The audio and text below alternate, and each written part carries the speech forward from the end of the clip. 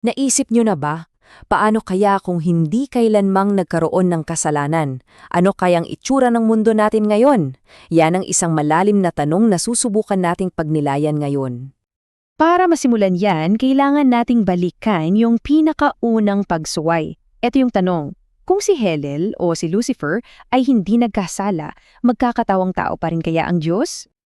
Okay, pero bago natin direktang sagutin yan, kailangan muna nating maintindihan ang isang napakahalagang konsepto, ang malayang kalooban o yung tinatawag nating free will na ibinigay sa mga anghel at sa ating mga tao. Ayon sa pinagbabatayan nating material, lahat ng nilalang nagsimula daw sa tinatawag na hindi ganap na malayang kalooban. Anong ibig sabihin yan?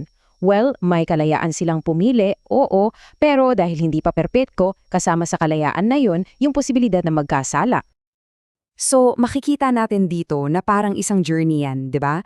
Nagsisimula tayo sa isang estado kung saan posible pa tayong magkaroon ng kasalanan. Pero ang goal, ang huling layunin, ay yung maabot ang kaganapan kung saan ang kasalanan hindi na opsyon.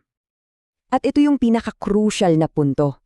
Para sa mga nilalang na may ganitong klase ng free will, ang kasalanan ay hindi lang basta posibilidad.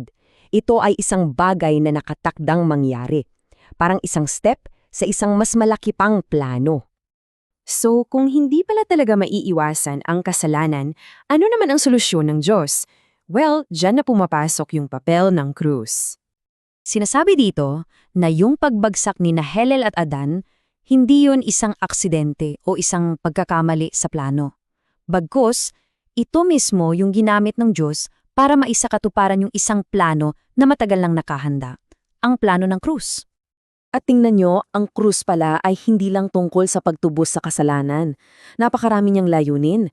Una, para patunayan yung sobrang lalim na pag-ibig ng Diyos. Pangalawa, para siya mismo ay maging isang nilalang at maging perpektong ehemplo. Pangatlo, para ipakita sa lahat kung gaano kabigat ang epekto ng kasalanan. At sa huli, para yung pag-ibig na yon ang maging daan para maging perpekto ang free will nating lahat. Okay, so ngayong medyo malinaw na sa atin yung plano, pwede na tayong bumalik sa pinakatanong natin. Paano kung hindi nangyari yung unang kasalanan? Paano kung pinili ni Hillel na sumunod na lang? Ang sagot daw ayon sa ating source ay hindi.